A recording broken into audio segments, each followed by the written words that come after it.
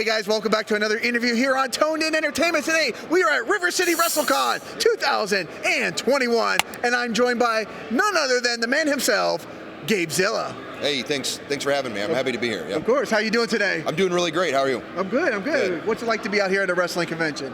It's a ton of fun. The first time I was going to be here was actually scheduled for last year, right, which obviously got canceled because of everything that's been going on. So I was really excited that they wanted to bring me back and wanted to make sure that I was available for this weekend again. So I'm really happy to be here. It's really cool seeing everything and really cool being a part of it. Right, yeah, I was here in 2019 for the first one. I was scheduled to come here last year to do interviews, of course. Yep. That all went downhill, but we are back in 2021. Yep, we're back. So how, 2020 has been quite the year. We've had a lot of time to ourselves maybe to think about things, learn a new skill. Have you learned anything new about yourself with more time on our hands? Well, I actually opened up my own business over the past year. So I've been an independent personal trainer since the summer of 2019. But in March of this year, I just opened up my own gym. I have my own training studio in Ocala, Florida. So I have a business partner. We decided to just open up our own spot. So that's been huge. Probably wouldn't have been able to do that if I didn't have all that downtime. So all the planning and everything that went on behind the scenes, anybody who's opened a new business can tell you how that goes. So I was able to open up that in this downtime. I was able to keep busy. So that's been really cool. Okay, what gym is it? So it's called Optimal Strength and Performance. And we are a private personal training studio. So we offer one-on-one personal training with our clients. There's no open gym memberships. It's what we call semi-private because the only other people that would be in there are people working out with one of the other trainers. Okay. So it's not 100% private, just you and your trainer, but at most there's one other trainer in there, one client. So 4 people in there at any given time. That's it. So. Okay, so you can really maximize your workouts when they come and train. Absolutely. So it's great. Allows us to really focus on one person at a time. Also, people who are maybe uncomfortable in a traditional gym setting can come to us. Also, there's not many distractions. If you've got injuries or special accommodations you need to work around, we're able to really focus on that kind of stuff. So, okay. Yeah. Now, we are here at a Wrestle Con, so obviously you've done a lot of wrestling, but you're also a big music guy too, Yep. Eroding the Past. Yes. Can you tell me a little bit about just being in a band and being on the road and playing music outside of wrestling? Sure, absolutely. So in a lot of ways, it's very similar to wrestling. A lot of, how do you get on shows? How do you get to bigger shows? Things like that. It's very similar. But in some other ways, it's a little different, a little more refreshing and stuff like that. Because I'm just one member of a machine when I'm in that band, I don't have to worry about booking those things and scheduling those things. I've got guys in the band that have been in the music scene for a long time and they have these connections and they just like, hey, you available this date? I'm like, yeah. He's like, we're playing in Tampa. I'm like, okay, I'll be there. So it's kind of cool to be able to step back a little bit from all the management side of it, but still be able to go and do that kind of stuff. But it's a blast. I love playing music. It's so much fun. Where do you guys hope to go with the music? Is it just something you guys like to do for fun locally, or you looking for, maybe to hit the big stage one day? I mean, we're hopeful to maybe hit the big stage one day. I mean, we do play death metal. It's a niche thing. I've seen the clips. Yeah, so we're probably not going to be getting any radio play anywhere, which is fine. We understand that. But we'd love to play some big tours. The death metal scene is alive and very well in Europe, so we would love to do a European tour. There's a huge death metal festival in Mexico. We'd love to maybe be a part of that someday. There's some bands that we're really fond of that are starting to tour now that everything's opening back up. We're hoping to maybe hop in on some of those tours and things like that. We're actually in the process of recording our first full-length album right now. Nice. So it'll be a 10-song album that'll hopefully be out in the next couple months. We're just finishing laying down the few final touches and then sending it off to our producer to mix and master it, and hopefully that'll be out in the next couple months. Okay, I'm someone who grew up in the 80s and 90s, so I loved albums. Sure. I loved albums. I feel like it's a lost art form nowadays, is the actual album. Yeah. How does one go about marketing and selling albums in 2021? So that's the downside, is where the money is not in the album sales anymore. Because of streaming and because we've digitized everything, the most profitable model is to actually release singles. Okay. Steadily release singles over a period of time. It keeps you and your band in the spotlight, keeps you in the news cycle, keeps people thinking about you. If you dump an album, maybe it's got 10 great songs, right? But then people are gonna buy it, they're gonna listen to it, or they're gonna stream it for a month, and then it's done. But if you release a single for 10 months, you've got a year of people paying attention and stuff like that. Now, we really like that album format. And also, this is our first full length. There's a couple demos and stuff like that that's floating out there of our stuff, but it doesn't reflect our current lineup, but it doesn't reflect the way that we play some of the songs anymore. We've tweaked them and changed them as time's gone on. So we are going to release this as an album, all 10 songs at once, maybe drop a single ahead of time coming into it with a music video, but we plan on releasing it in a traditional album format. Our vocalist, Justin, he's also the creative force of the band. He is a huge fan of like vinyl and stuff like that, so we do plan on releasing some limited runs of vinyl copies of the first album as well. So business-wise, would it make more sense to maybe spread it out and release it as singles? Probably. But for this first one, we're definitely going to drop it all as one unified album. I love it because I used to go every Tuesday to my record store or whatever, Sam Goody's back in the day, and it was like, there was something so nice about opening that album, reading the song list, seeing some pictures. Like, I love that you're bringing back kind of like that old school feel. Yeah, we really feel very strongly that that's going to really add to our product. We also have some great artists that our drummer John and our vocalist Justin know. They know some different artists that we've reached out to commission artwork for the album. The front, the back, the lyric sheets inside, stuff like that. So we've also got some really crazy t-shirt designs that we're going to launch special along with the album. So the album is kind of a horror theme. All the songs kind of have a different horror theme. Makes sense. I've heard your music. Yeah, and so we've got some shirts that correspond directly to a specific song, and so people will be able to order the package that kind of fits like their style or whatever. So we're super excited about all that stuff coming together here soon too. I love it, bringing back that old school feel. Now, who are some of the bands that you would love to open for? Dream bands that you would love to open for? Sure. So as a band as a whole, one of our biggest influences is the Black Dahlia Murder. Okay. So Eroding the Past has actually been performing for about 7 years. Different lineups over the years. The only true original member is Justin, who's now our vocalist. He used to play guitar, wrote everything that we play now. So they did open for the Black Dahlia Murder years ago with a different lineup. So we would love to get a chance to do it again. They're actually coming through Atlanta, I think in July or August. I know some of the guys are planning on going up to watch. I'm like, why don't we try to get on it? You know what I mean? But it's probably already booked. But, so Black Dahlia Murder is one. We were supposed to open for War of Ages in May, on Cinco de Mayo of 2020. Okay. But that show got canceled because of COVID. And I'm a huge fan of War of Ages. I was really big into them in high school. I got to go see them live in college.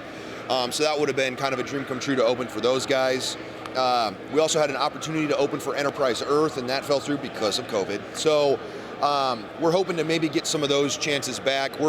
As a band, we're really big fans of Alter Beast, Black Dahlia Murder, Archspire, kind of the more tech death bands, stuff like that. So we would really love to maybe kind of open up for some of those guys. But it's just a matter of getting our name out there, getting the reputation out there, so that way when they come through, maybe we catch an invite to play direct support for them or something like that.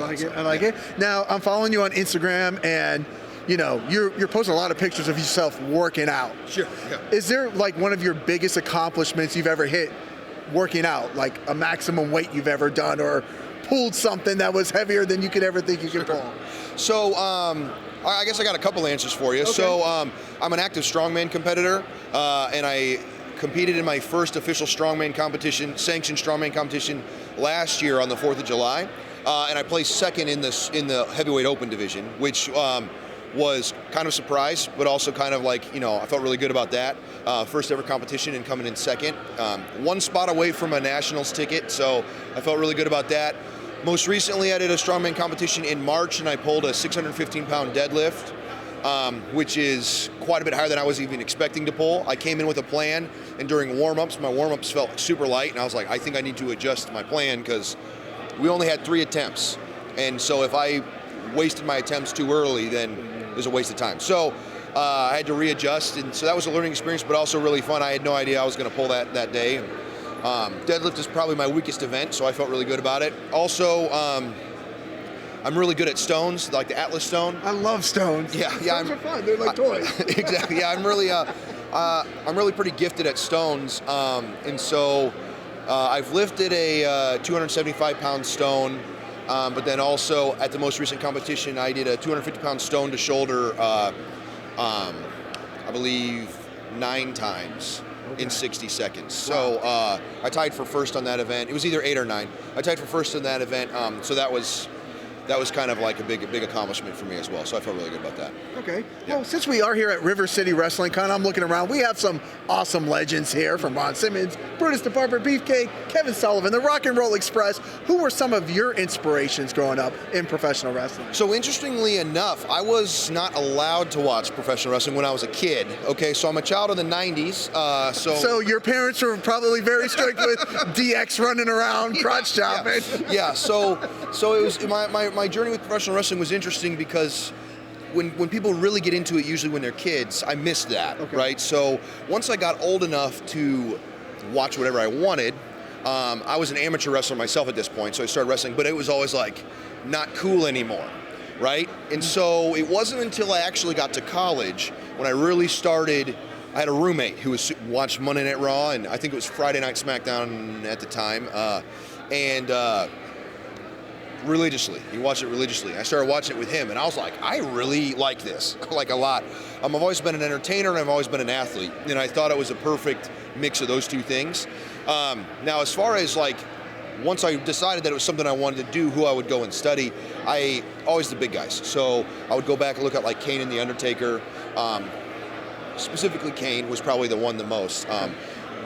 Bigger guy who could still really move, stuff like that. Well, even the Steiner brothers, who just did the panel, watched a lot of their stuff, especially them coming from that amateur wrestling background as well. I related to that too. So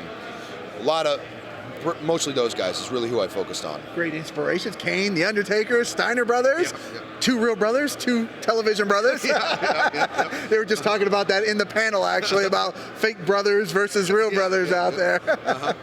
Now, when you're not wrestling, training, playing music, what are some of the fun things you like to do in maybe what little free time you have? So in the little bit of free time that I do have, I play a little bit of video games.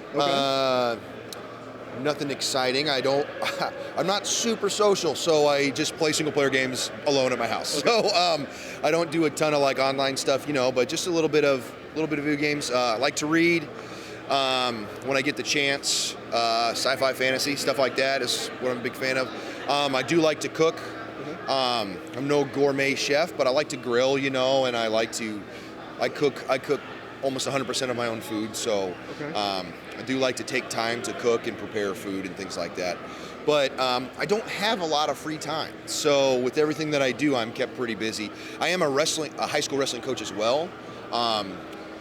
So I've been a head wrestling coach at a high school in Ocala for the past 5 years. I just recently had to step down from that just because with opening a new business, I was too busy, but I'll still be volunteering my time to help out with the kids and stuff like that because I really enjoy coaching as well. So with the little bit of free time I do have, it's sleeping, eating, maybe playing a little bit of video games or reading, and that's really about it. That's really about it. What video game are you enthralled in right now? Right now, I am playing through the Mass Effect Legendary Edition remaster. Yes. Huge fan of the original trilogy. Like when it first came out, I played through the trilogy just over and over and over and over and over again.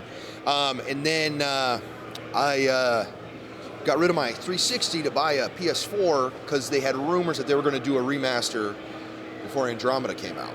And then they never did it. And so here I was, I got rid of all my games and I was mad, so I was prepared to just like go buy an old 360 just so I could have the trilogy again. And then they announced this remaster and I was like, sweet. So it's been great. How disappointed were you in Andromeda? I enjoy it. I thought it was okay.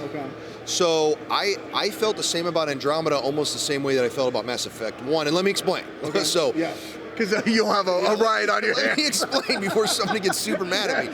Because comparing those two games, Joel. So they both had gameplay problems. They both had graphical issues.